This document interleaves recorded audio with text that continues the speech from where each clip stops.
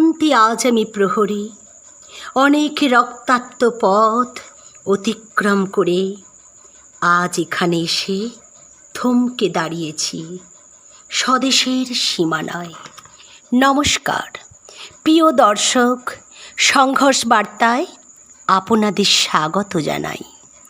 আজ পুরসুরা বিধানসভার বিধায়ক বিমান ঘোষ মহাশয় পুরসুরা বিধানসভার আটঘরা থেকে মায়াপুর পর্যন্ত অপারেশন সিঁদুরের সাফল্যে ভারতীয় সেনাবাহিনীকে ধন্যবাদ জানাতে জাতীয় পতাকা নিয়ে আনুমানিক 150 বাইক র্যালি করতে দেখা যায়। ব্যুরো রিপোর্ট, সংঘর্ষ বার্তা।